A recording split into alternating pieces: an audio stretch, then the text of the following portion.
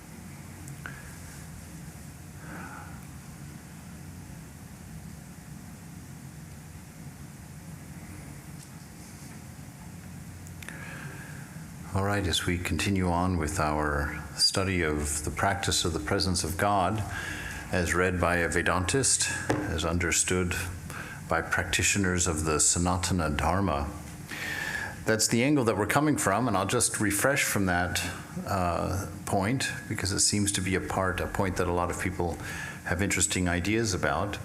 But the notion that we're coming from is that the sanatana dharma, this eternal religion, that it can manifest, or all of the religions, all of the lasting religions anywhere in the world, have that seed within them. They contain the sanatana dharma, this eternal religion, and that's what gives them their staying power.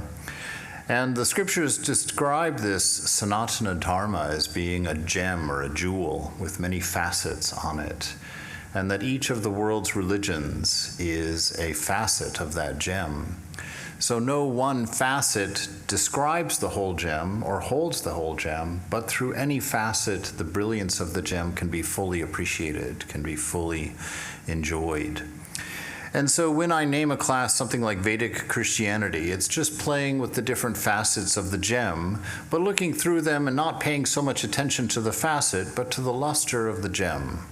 And to go in and to appreciate the faith of someone in a different practice, a different tradition, and to nurture our own, and to really build that sense of brotherhood and that sense of relationship, respect, and love between ideals that share much more than what they don't. And to really lean heavy on the idea that love is the most important thing. You know, all of the religions and all of the great religious teachers have said that. And so I think in a small part, this is a move in that direction, to say that love is the most important thing, and to focus on that, and to build a practice around that, to build a worldview around that, and to build an individual life around that. And that is what led me to Brother Lawrence, because his practice is so pure and so simple. It doesn't require dogmas or doctrines. It doesn't require particular beliefs. Yes, he's in love with Jesus. Yes, he sees that ideal. Yes, he's inspired by that and speaks in terms of those mythologies and those scriptures. But he's not limited by that, because his love for Jesus is the same as a Buddhist's love for the Dharma, for the Sangha, for the teacher. And it's the same for the Vedantist in his love for the Guru, or for Shiva, or for Rama, or for Krishna, or Ramakrishna. And that all of these teachers have expressed love in touching and lasting ways, which is why, after thousands of years, we can rattle off their names. Unlike most other people who have lived. And why do we remember a Jesus and a Buddha and a Ramakrishna? It's definitely, without a doubt, because of the love that they expressed in their lives, because of the kindness of their hearts, because of the breadth and depth of their minds. And so in that vein, and with the Mother's blessing, let us center our mind and pray for truth, pray for understanding, but more than anything, to pray for the growth of love that's without reason, without cause. A love that is because it is what we are, and it is the whole of the story. We're going to start off in the fourth conversation tonight. One of the problems with having these classes so far apart is, I can't keep up with where we are. So we're starting on the fourth conversation tonight. It says that Brother Lawrence discussed with this biographer here, he said, he discoursed with me very frequently and with great openness of heart concerning his manner of going to God, whereof some part is related already. And again, already we're just presented with certain characteristics that are just kind of casually laid out there about this man with great openness of heart. someone with great openness of heart. Ramakrishna talked about guilelessness being a very important characteristic of a seeker of God. Someone whose mind is not calculating about, well, what will this action produce? What will these words produce? Not running a show of some kind or a presentation of some kind. It's interesting. Growing up in the West here, I learned to have a business face. I learned to have my social face. I learned to have my family face, and would react very differently in all of those circumstances. But guilelessness is simply being who you are at all times. Not complex, not calculating, not manipulating, not trying to create an image, being very unconcerned about an image, being very unconcerned about what people around us are thinking about us, but simply having our confidence in that relationship with love, in that relationship with the beloved.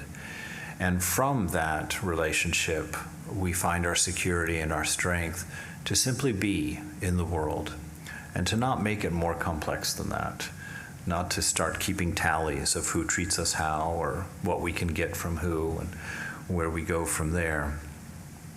So with great openness of heart concerning his manner of going to God, whereof some part has been given already, he told me that all consists in one hearty renunciation of everything, which are sensible and do not lead to God. This is this is the thing right here. This is what pure love requires. In order for us to get rid of our calculating tables, to get rid of our accounting sheets in our relationships and in life, we have to make this one hearty renunciation of all things sensible, of all things that come through the senses, through the body. Why? Because they are the thing that make us feel a sense of lack. They are the thing that prevent us from being content in the moment. They are the thing that convince us that we need to be calculating to get ahead in the world, or that we need to be pretentious to be seen in a particular light, that we have to hide parts of ourselves and reveal others to our benefit. And that's the whole idea behind this renunciation. It's throwing away things that do not last. It's going through the refrigerator and being willing to get rid of the things that have spoiled, and then just get so full of the ideal of renunciation that you just empty everything in the fridge and clean it out completely. But this notion of being utterly free, having nothing in the way, nothing that you need, nothing that you want, nothing that you're longing for, nothing that you're looking for, that you are able to go inside and through the silence of your mind and the peace of your inner world to find a space for yourself that emanates the love that you are, that reveals to you the image of God that he planted or she planted there eons ago at the beginning, if there was such a thing, of this creation, of this imagining, of this play that is in front of us even at this moment. So he says that everything consists in this one hearty renunciation. Ramakrishna also said that at one point. He said, if you can right now make a full renunciation of all things sensible, sensuous, you can have your realization. That's all it takes. And what does he mean by that? That means letting your yes be yes and your no be no, right? It's you saying right now, no, I don't want to do that, and not letting the mind revisit the subject. Because the mind is not you. You've done the work and have found that separation. Your sense of self is separate from mind and all of its machinations, all of its thoughts, all of its plans, all of its thinkings, all of its memories, and all of the desires that those memories cause us to ruminate about a future. It's knowing who you are, being well defined in that, knowing because of that, you're able to separate out those things that belong to you and those things that belong to body and belong to mind. and that we have to do it with one hearty swoop, a full-hearted swoop. Get our entire self on board so that we don't tell ourselves stories. You know, what happens, what I mean by that is that when you don't say no, what you're doing is giving a part of your identity to the mind or to the body, whichever one that you're listening to, whichever one is presenting a set of desires to you. You're sharing your sense of I. Well, that sense of I is your power. That sense of I is the battery of your life that keeps you going. And when you split that I, you become two people inside. And we see that, you can see that very clearly in your own mind. You begin arguing with yourself. There's a side of you that's saying, no, don't do it. You said you weren't going to do it. And then the other side was like, yeah, but it's not such a big deal. And, I've done really well this week. I can reward myself this way or that way. You become two people. And that should be an alarming state of being. When you've become two people, that's a big, giant red flag. That means you're moving away from unity. You're moving into the multiplicity. And we know from Swami Vivekananda that anything that goes toward the multiplicity is vice. And everything that takes us toward unity, toward oneness, is virtue. And you can take a look at the list of all of the deadly sins and see that that's true. All of those deadly sins, or all of those unhelpful, let's take it out of that language, all of those things that are unhelpful to spiritual realization are the things that make you more than one person inside. And when you go to battle inside, you see there's this sense of, let's put it this way. When you've broken into two people, when you've split your sense of I and shared it with the mind and with the body, and maybe you gave them more than you keep for yourself, which makes them stronger. And this starts producing stories of weakness, and we don't like being weak, but we can play it, There's a period in spiritual life where you think your weakness is the cause for God's mercy, that your weakness is made up because of God's love, which is very true. But the weakness isn't necessary for that. You don't have to be weak to be in love with the beloved, or to grow in faith in the nature of pure love, the nature of a pure love that's not related to a cause or to a need. And so this breaking up, this reunifying that inner self is the act of renouncing everything that breaks you into two. Renouncing everything that causes you to argue inside with yourself, to take back that sense of I, because ultimately there is no weakness. There's only unused strength. And what I mean by that is when you split your sense of I and share it with the other components of the mind-body construct, that you give away your access to a certain amount of strength, because that strength is tied to that sense of being, to that sense of I, that isness. And what happens is, if you have a particularly dastardly mind, the mind will then, you'll ride into battle thinking, I'm going to fight to do the right thing, right? But there's part of you that really doesn't want to do the right thing. Part of you wants to sleep in this morning and not go to the shrine. So you're sitting there and you're arguing with yourself, and you're like, no, I'm going to do this, I'm going to do this, I'm going to do this. And you sit there and you fight for 10 or 15 minutes, and you look at the clock and it's like, oh, I'm already 15 minutes late. I'll just go ahead and stay. I'll just go ahead and stay in bed at home. Everybody will be meditating anyway, they won't notice. These things that if you ride into battle, it's because you want to lose. Because there's no necessity for that battle. You are one person. You are only the I. You are the sole proprietor of I am within you. If you split that and then go into war, it's because you want to lose. But you know that you can't just go and do the wrong thing immediately, because that doesn't make it past the censors, right? That doesn't make it past the I that's still remaining in the self. It's like, no, you can't quite do that. So what do? Well, you fight long enough to feel good about having fought, and I lost. I was vanquished, but I put up a good fight. I am sincere. There is something real in me. I did want to do this. oh well. And then we fall into a cycle, because that cycle never happens just a single time. Once you've started using that as a means of getting both ends of the cow, as it were, it becomes your state of being. You accept being two people.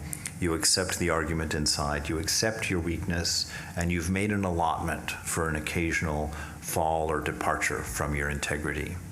And once you've accepted that, you can't see God. You can't feel God inside, because you've got this noise going on now. You've got this argument going on. And there's that same side of you that can't sit in peace in front of the divine, in front of the thought of God, because you don't feel pure.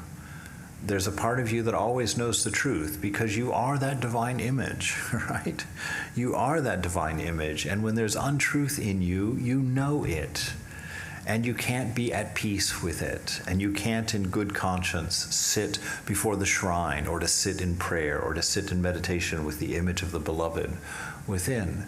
And so it's the ruiner of everything that we're looking for.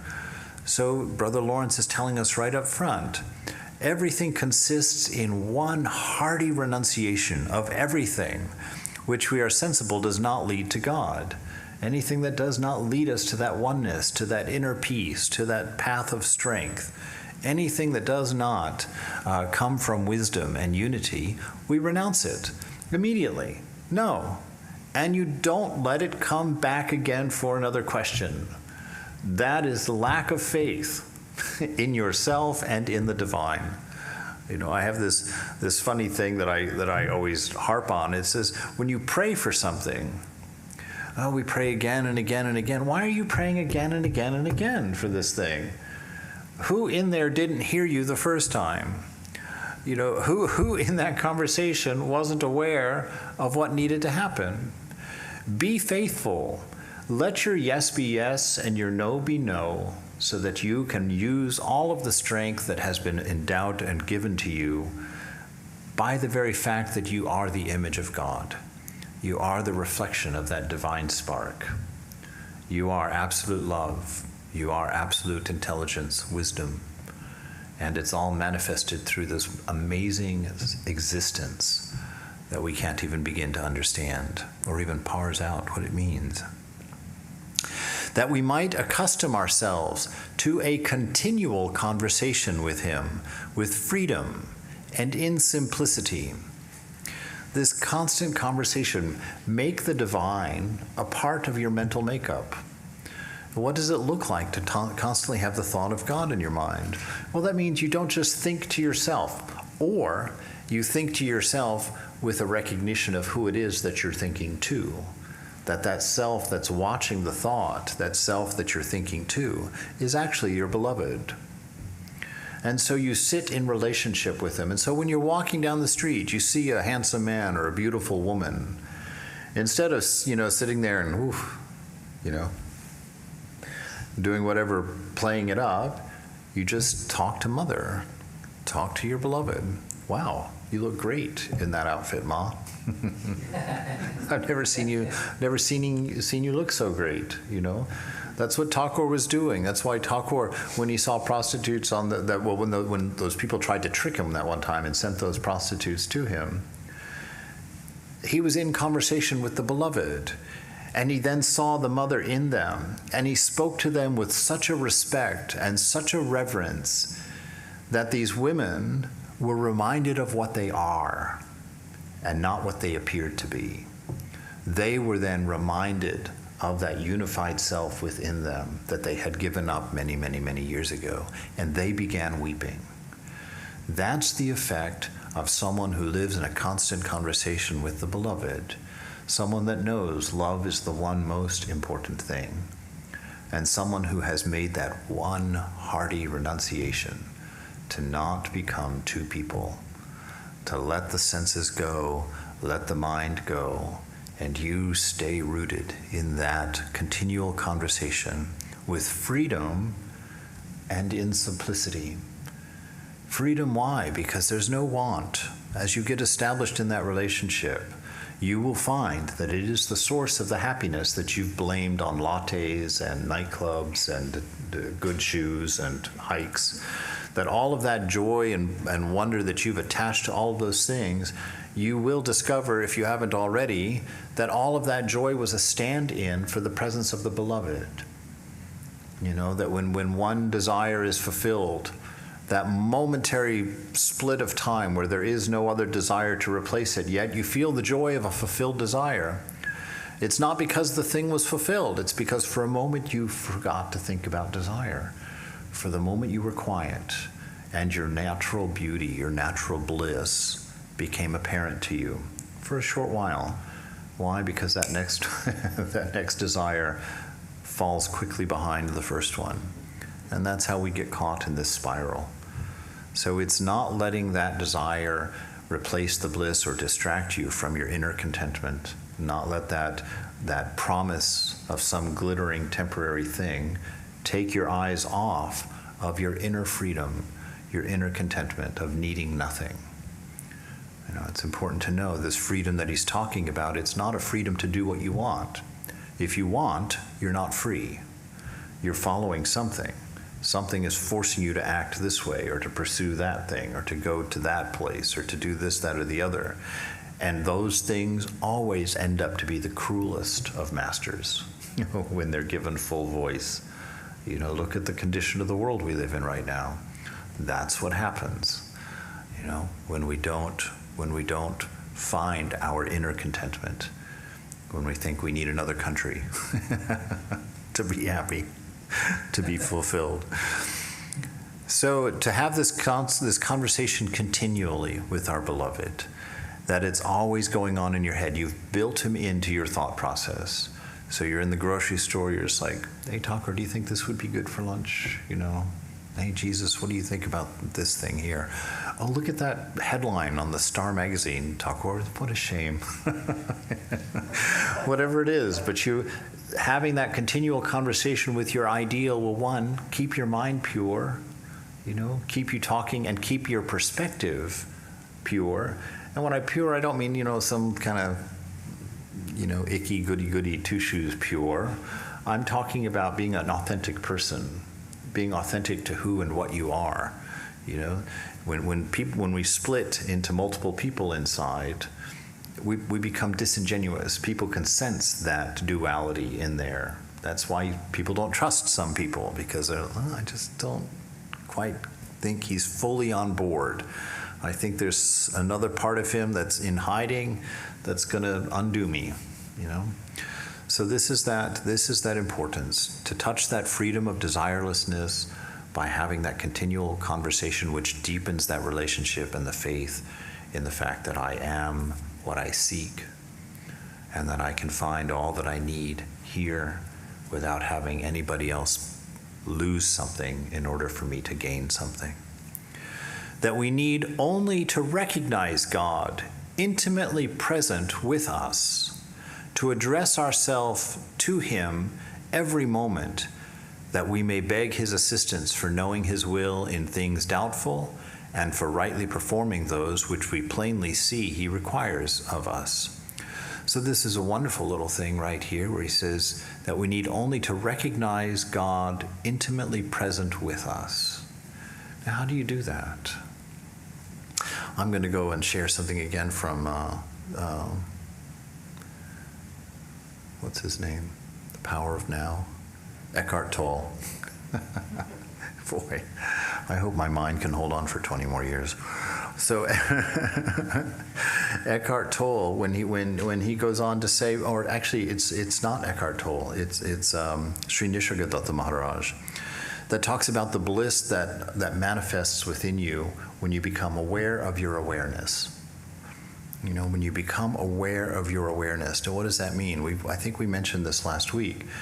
Most of us spend all of our time fully enthralled by the things changing, by this changing world of the senses. We walk down the street, we're not aware at all of that part of ourself which is silently watching everything. That part of us that's actually the receiver of all five of the senses. That part of us which is watching all of the thoughts happen. Instead, we're fully aware of the flashing signs of light and the menus on the front of the restaurants and how many people are in that restaurant and what the smell is and like just all of this stuff. We spend our lives in the glitz and glam of change. But he's saying here that all we have to do is recognize God present with us. And what is that? God is that unchanging, ever pure, ever free, ever full self that's watching this whole outside world. And so this is the practice of walking down the street and being more aware of your awareness, of that silent watcher inside that needs none of this, that actually can't even be touched by any of this. And knowing that contentment, knowing that freedom, that you're not going to be hooked by all of these moving, colorful, flashing, glamorous hooks that are everywhere to get your attention, to get your money, to get your whatever. So he says that we need only to recognize God intimately present within us, to address ourselves to him every moment. And that is what happens with that awareness, when you become aware of that awareness. And you play the role of the thinker, as it were, in that. But you present yourself, you present everything to the beloved. That this is reminiscent of karma yoga, where everything is done as an offering. And in that way, all of the things that you might feel an attraction to, you can offer them immediately. Oh, Mother, that makes me think of you. Oh, I like that feeling that inspires in me. Show me that I don't need the object for that. Remind me that I carry that feeling, that image or that thing, that object, only reflects it back to me. So you constantly present everything to the Lord, present all of your thoughts consciously. This is what it means to live consciously. And if you do it while being aware of the awareness within you, being aware of the presence of God with you always, that takes care of itself. That will bring you to realization. So he says that that's all we need to do, that you only need to recognize God intimately present, not just present, but intimately present. Why intimately? Because the divine has been there for every intimate moment of your life. He's been that which you were seeking in all of those intimate experiences in life. He is aware of you before you are. When you suffer and you get around to praying about it, God was there when that suffering happened first. And actually, in reality, it happened to him or her first, before you cognated it, before you became aware of it. Because you're the unreal part in that in that calculation. God lives your life. And there's a confusion that happens that produces you, the personality, you, the ego self. It's like God's playing frisbee with the world, and every time that frisbee comes back, you're the little yappy puppy that jumps up and grabs it before it gets to God, and God has to then take the frisbee out of your hand. And that's what causes us to feel like we have to tell God what we need, that we have to tell God why we're sad, and we have to pray for the things that we want, because we forget that God is much more infinite than that God wept before we began weeping. God felt the pain of the situation before we registered the pain of that situation. That God intimately lives your life in tandem with you. She knows. She feels it. It happened to her. She felt that pain and you mirrored it. And an ego took it as your own. So live in this kind of realization, this kind of intimate communion, as it were, friendship, lovership, actually, with the beloved. That we need only to recognize God intimately present with us, to address ourselves to him in every moment, that we may beg his assistance for knowing his will in things doubtful, when we're not quite sure what to do, what's the right thing to do here. and for rightly performing those which we plainly see he requires of us. If we know something's right, we have no hesitation in doing it, even if we don't want to, even if we just rather not. We just do it. That's it. That's our surrender, to do it immediately. For knowing his will in things doubtful, and for rightly performing those which we plainly see he requires of us, offering them to him before we do them, and giving him thanks when we have done them. So it's that knowledge that God has given you the existence, has given you the mind, has given you the body, has given you the sense of self, to live this life in communion, I don't like that word, in deep relationship with him, her, that. And that your faith and knowledge of that is a freedom from the bondage of breaking into multiple pieces, freedom from the bondage of confusion that happens inside when we're not following God's will. There's an old treasure of a statement. It's that one like, well, I don't want to. I want to be my own person. Well, you being your own person is that second person in your head, because you are the divine person. You are the divine spark. That's who you are. And to do God's will isn't to do some third person's will with a beard in the sky who's going to, roast you in the backyard barbecue for not doing it. That's not necessary.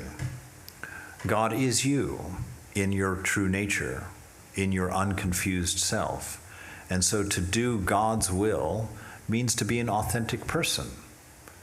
It means to do what you really want to do what really is beneficial, to do what is truly satisfying to you as a person. Because all other things have to do with the changing, impermanent world, and all the satisfaction that they offer is short-lived, and the pain that they offer lasts just a bit longer, at least from my experience. That that moment's pleasure gives you a whole weekend of regret. And so remember that. Know that to be the case. And have the beloved remind you in your conversation the next time you think that's what you want to do. That in this conversation with God, we are also employed in praising, adoring, and loving him incessantly for his infinite goodness and perfection, constantly cleaning off the spots on our own view of God. To go into a nice song of adoration. Why? Does God need songs of adoration? Of course not, but we do. Because why? Because it reminds us of what's behind the tarnished silver of our heart. It reminds us of our ideal. And you know how you start singing if you just make up a song? I don't know if of course people do that. People do that all the time. You're singing, you're making up a song, you're making it up about God.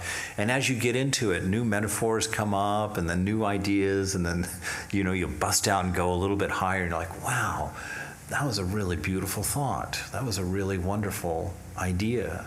I find when I'm putting lectures together, I'm trying to tie in disparate scriptures together, and suddenly I'll take something from the Bible and take something from Peace Pilgrim and put them on the same page and read them together and be like, oh my God, that's beautiful. I've learned something. Something new has arisen in my mind that moved me forward, that took me to a higher place. That's the nature of this conversation with the beloved, this conversation within, having the mother there. And it's really great. I've used this a lot in dealing with depression. 2008, I was diagnosed with severe depression. I didn't pick the light, easy one. I picked the really horrible black and dark one. And one of the major ways that I was helped was from this idea right here of taking my mind when it got really bad. And sometimes it would just get like you would just believe that the sun was never coming up again. I don't care what they say. And you just have that darkness, that feeling of worthlessness or of despair that just comes out of nowhere for some reason. But instead of saying, I'm depressed, I learned from the Vedanta, I learned from Sri Ramakrishna to say that I'm looking through a depressed mind. I'm not depressed. I'm without those attributes, or I have all of those attributes, but I don't have just depression. So I'm looking through a depressed mind, and so I hold the mind in my hand. This is how I do it in my own work. I hold my mind in my hand and I say, look at that, Ma. Look at that. Look how that feels. Can you imagine? I remember one time I was doing that. I said to Ma, in my mind, I was like, Ma, you really can't blame me. If you were looking through that thing, you would be just like I am. And that was one of those epiphany moments for me. That is the reality. Mother is looking through that mind. Mother is me as she looks through that mind. We're not separate. We're not two different things. And she just gave me that little nudge, like, good thought, kid. Stick with it. Go somewhere with that. So when you have these troubles, if the mind's in a condition, if the body's in a condition, if work is in a condition, put it in your hand, third party it. The third partying it will remind you that it's not you. Third partying it reminds you that you're separate. It can never affect you, it can never touch you. And then having a conversation with Mother will keep it on track, will keep that conversation on your ideal, within the boundaries of what you think and what you know to be true, to be beautiful, to be inspiring. And then that conversation happens, and you learn about the mind, you learn about your problem, you learn about the situation, and you'll know what to do, because that's what God is. He's that authentic truth that will manifest given the opportunity of the silence of your own ego, stepping aside and letting that happen. And so we are to spend our time in praise, remembering this ideal, adoring, which is sharing our own love for this ideal, and loving Him incessantly. I always like to think, there was nothing, I think 7th and 8th grade was the best years for falling in love. There was nothing more special than having your boyfriend or your girlfriend in 7th or 8th grade remember, and just, if you've been going out for a while, you might hold hands, and just that crazy over-the-top feeling of what it is to hold someone's hand, in that purity of youth like that. This is that relationship with God. This is that sweetness. This is that purity. This is what you were manifesting. We talk about it in terms of romance and whatnot. That has very little to do with it. That's a reflection of it. That's the mirror image of it. But the thing itself was in here. All of the feelings, all of the wonder, all of the sweetness, it was all in here. And not because somebody put it there, but because somebody reminded you that it was there. And you called them your boyfriend or your girlfriend, But in fact, it was the sweetness of God that was being manifested in there. And so you love Him incessantly in that way. You write Him cards. Has anybody written a card to God? It sounds juvenile, but it's totally a great thing to do. Just like I remember I always hesitate to talk this way. I, as a person, talk freely about them, but then people remind me I'm a Swami, and Swami shouldn't talk about those things. But there's this notion, that when you're falling in love with somebody, what do? You celebrate that. How do you celebrate it? You make them cards. You write them poems. You pick up little trinkets at the store that you would never have picked up otherwise. You're always thinking about ways of showing this person how much they mean to you or how much in love you are with them. God is not an old doornail just for you to occasionally hang a book on. God is that lover. And practicing that kind of relationship, that kind of openness, expression of adoration, of love, of appreciation, writing him a card and, mysteriously dropping it in the shrine to let come of it what may. Picking up something at the grocery store that you saw that you thought would be delicious and taking home and putting it on the shrine. And not eating it yourself, but giving it to the next person that comes to visit you as a reminder that that person is God. And now you finally get to watch him or her eat it. It's playing with life in a pure way. It's coming with a new idea of what it means to be alive, that you're not navigating the world alone. You're not in trouble having to work things out by yourself in a manner of fear. That you have a companion that has a pure love for you, that has nothing to do with anything you've done, has nothing to do with anything you owe or think that you need to accomplish. He's not off in the distance with his arms crossed, waiting for you to realize him so that you can have fun together. He's here now, she's here now, and intimately aware of the very secret thoughts of mind and heart. There's no need to hide. There's no need for shame in the presence of pure love. For his infinite goodness and his perfection, that without being discouraged on account of our sins, more good news, without being discouraged on account of our shortcomings, the mistakes we made. Okay, I gave in. I lost. So what do you do now? Do you beat yourself up for 3 days so that you can't be happy in front of everybody, you know? Do you let it shut you down so that any love that you did have generated within you is now dead and dying, you know, being beaten down because you made a mistake, you know, because you followed an old pattern or you got caught up in the moment? Do you then destroy the next moment also by holding on to that? Don't. See, that pure love, unconditioned love, gives you full permission to drop it. Admit it. I made a mistake, and I hate that. I do that. I've done that so often.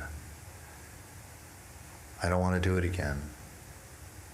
Believe yourself when you say that, because love always believes, always hopes, always perseveres, according to the letter that Paul wrote to the Corinthians.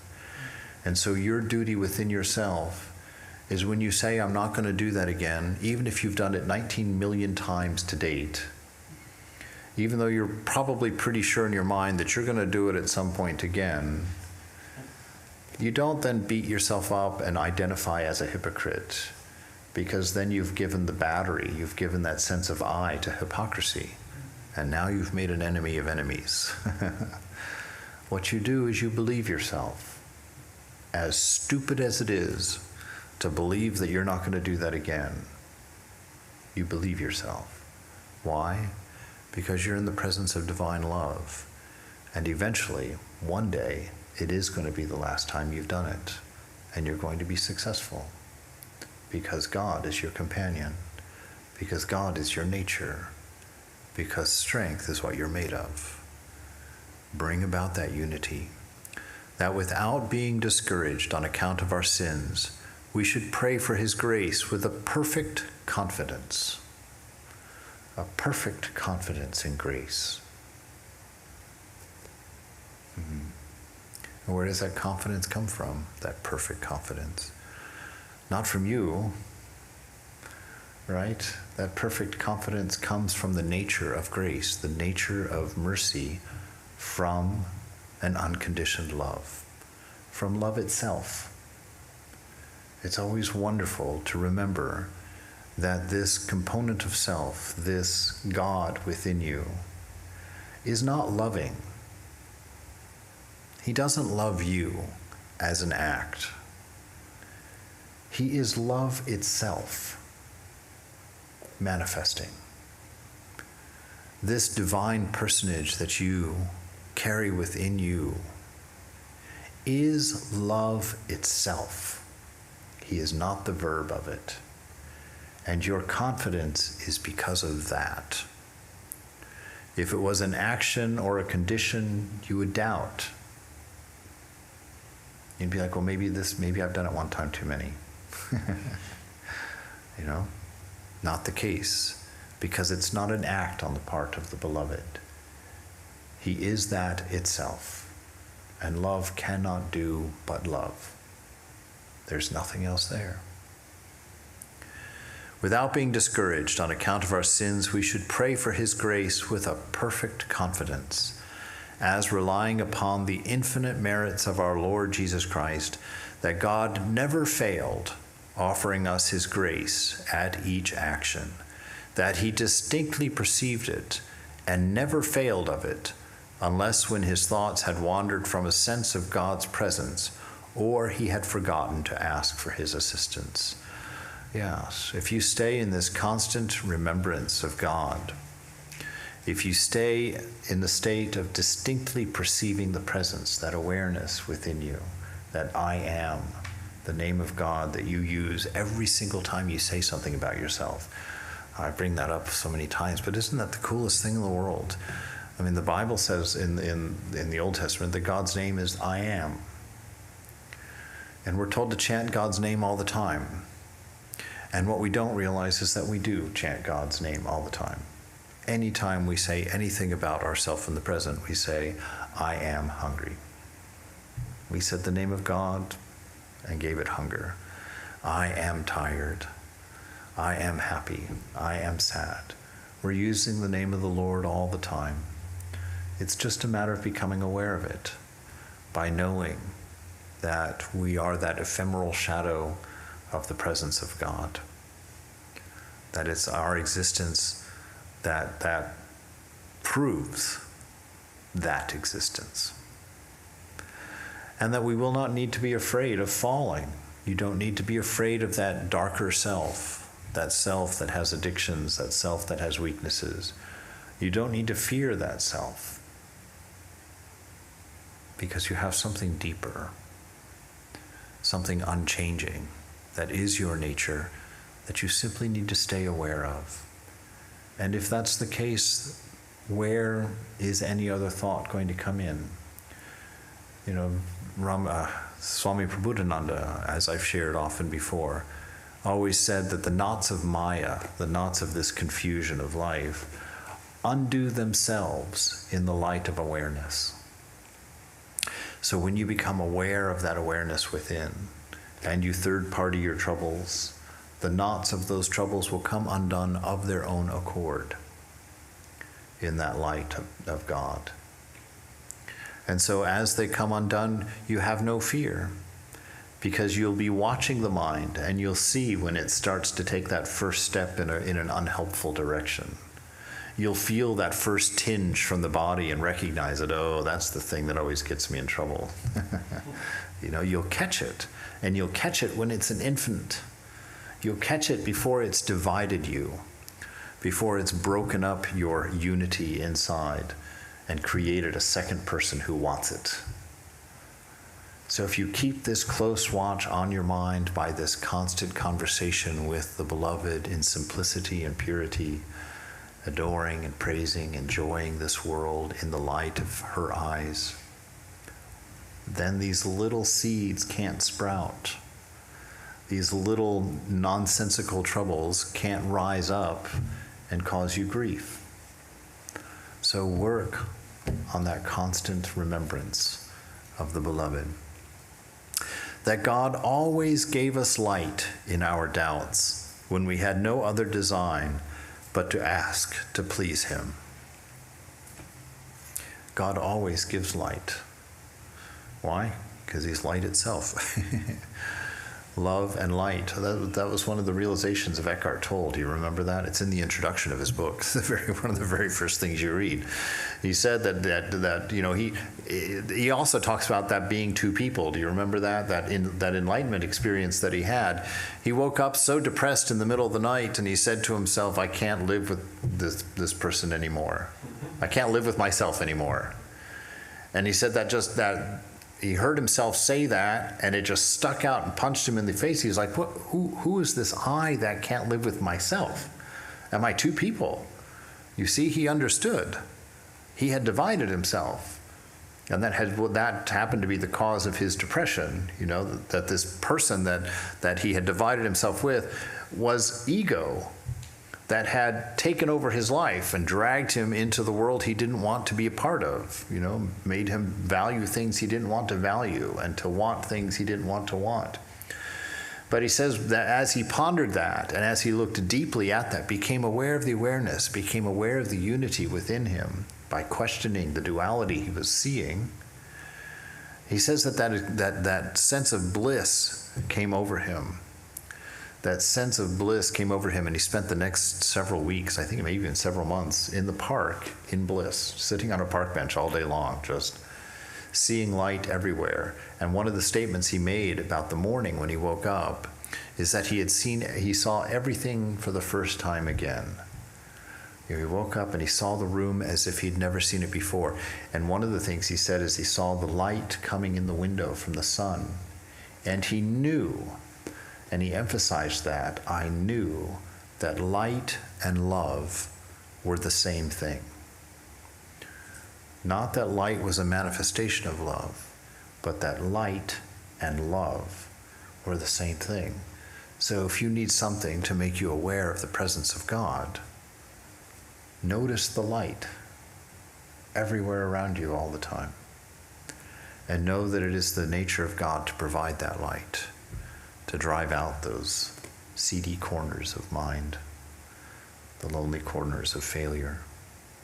That God is that light by his nature. And he always gives us light in our doubts when all we have to do is to ask. Just turn and say, Ma, how about some light? Your daughter could use some light right now. I could use some light. That our sanctification did not depend upon changing our works, but in doing that for God's sake, which we commonly do for our own. There it is, Karma Yoga, peeking out at us through the Christian scripture, or the Christian practice here, that it's not so much changing what we do.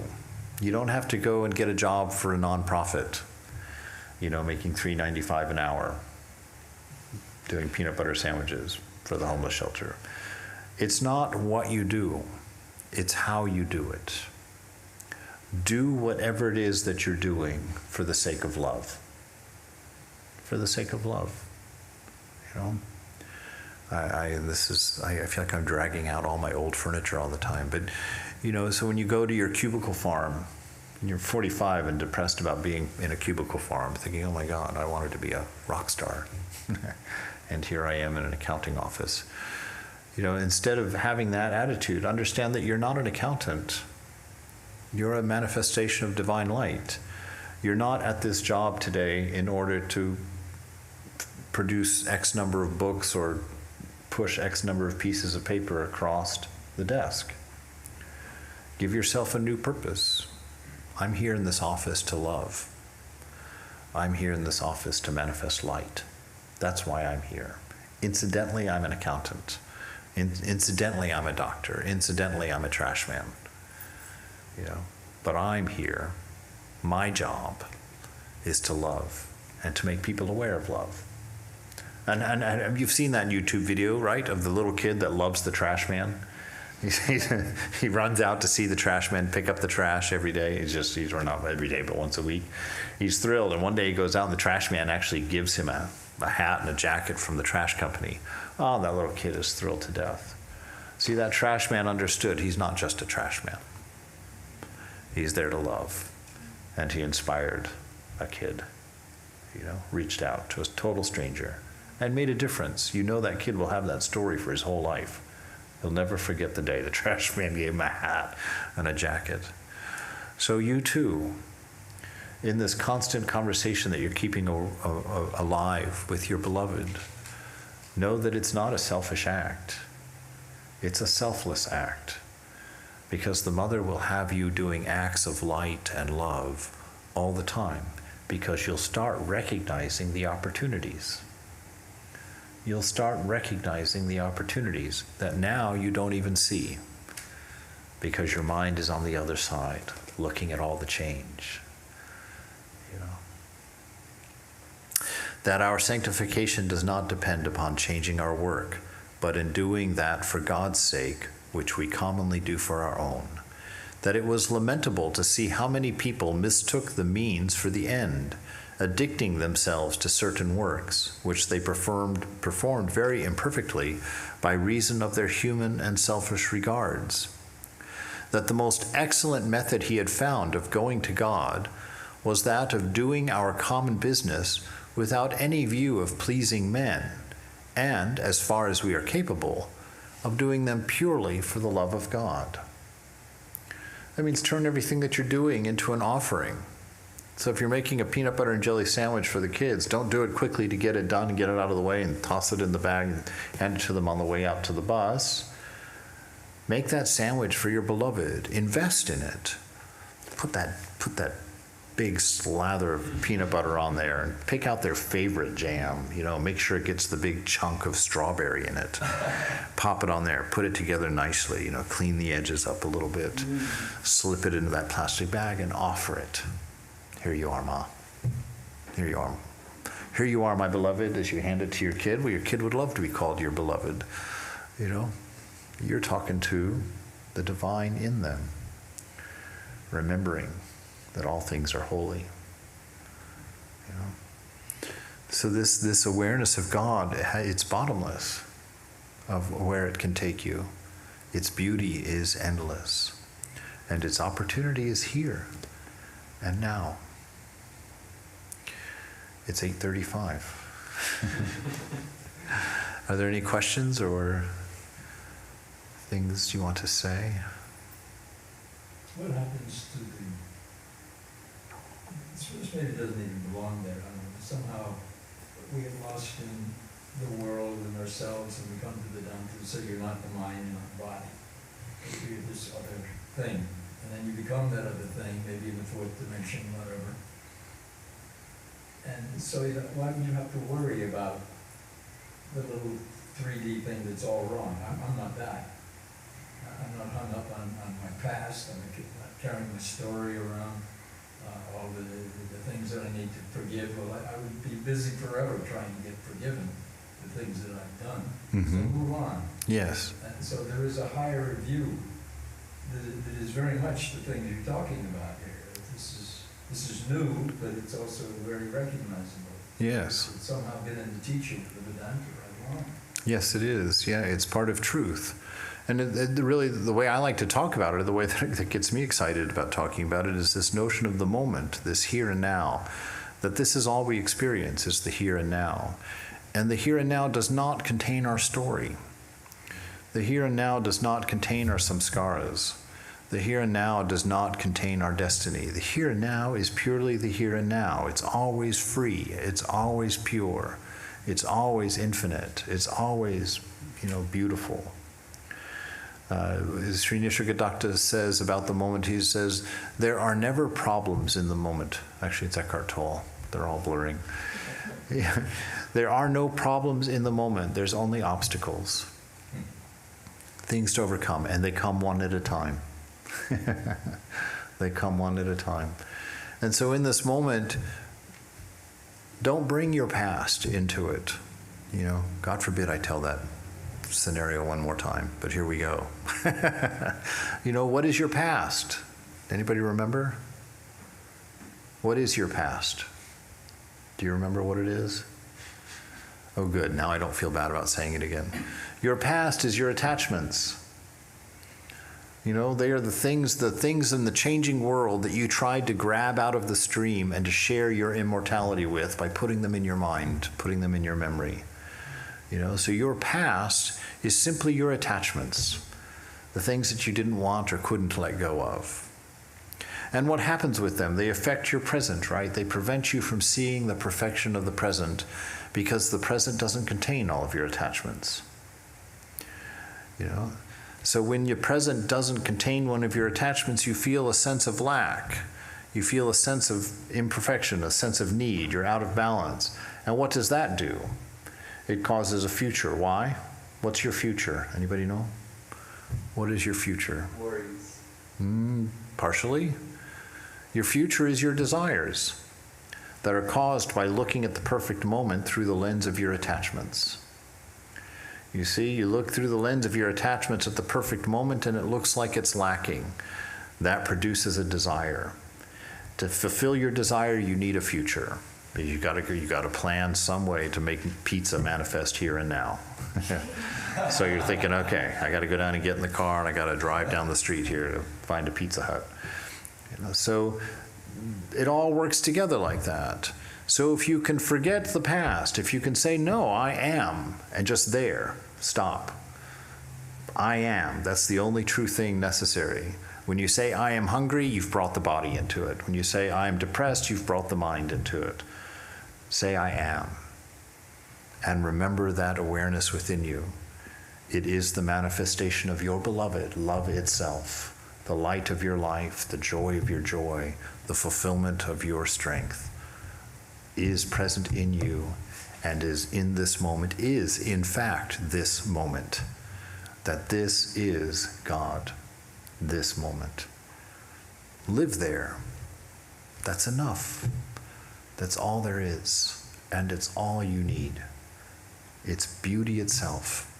Every act of beauty has appeared in the moment, you know. Yeah.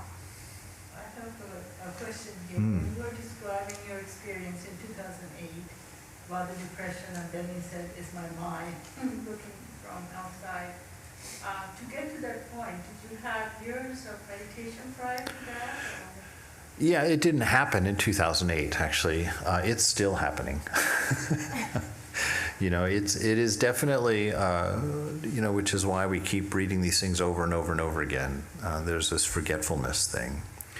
Yes, but the relief of knowing that there was truth that was different from what I was experiencing took me a great way, a long ways. When I realized that the mind wasn't, that I wasn't depressed, that the mind was depressed, just hearing that, just having that thought go through my mind, produced a sense of freedom and an awareness that just because the mind was looking dark, I didn't have to be dark.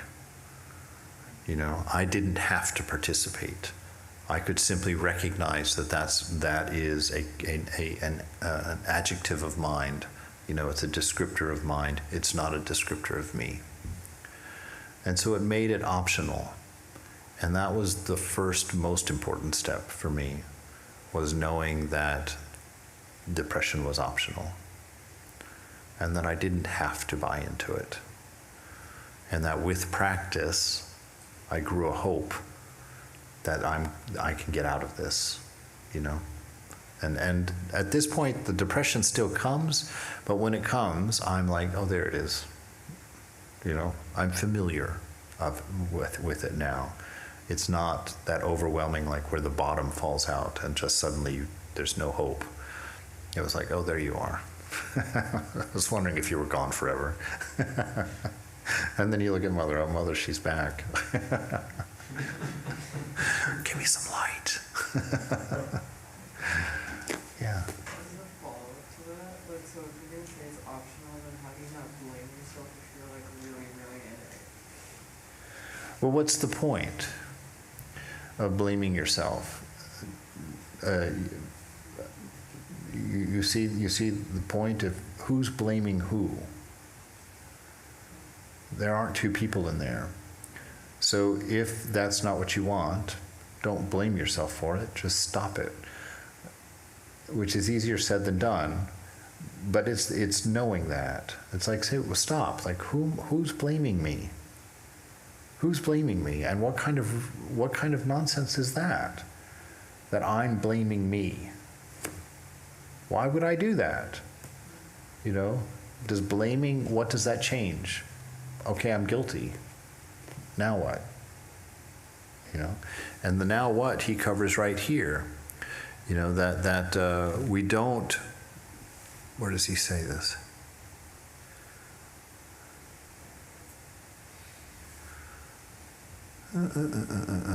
Without being discouraged on account of our sins, we should pray for his grace in the moment. And that's the faith that we work on. We have to believe that we have to give ourselves permission to set it down. That which I'm blaming myself for, you know, give myself permission to put it down. Yeah, it's true, you got me. But I'm done. I'm putting it down. And now what? You know, now how about praising me for having put it down? Instead of blaming me for picking it up, now you can praise me for putting it down. You know, so it's becoming aware of what is in truth nonsensical. You know, stop thinking it's normal having two people inside, and demand that unity under the light of love, under the strength of an absolute mercy, an absolute grace. It's not that you need God to forgive you. It's that you need permission to accept that forgiveness for yourself. You know, so we need to start giving ourselves permission to be new, to be fresh. You know, memories are random. They're not the story. They're not the truth about who we are. And so Vivekananda says, keep reasserting that which you know is true. I am ever free. I am ever pure. I am love itself. I am the Atman. You know, just keep saying that over and over. When you feel yourself blaming yourself, I'm ever free. I won't hear this. I'm ever pure. I won't hear this. You know, I am strength itself. I won't accept this. So whatever you need to tell yourself based on those ideas, do it and give yourself permission to move on, to be free. All right. Jai Ma, Jai Thakur, Jai Swamiji.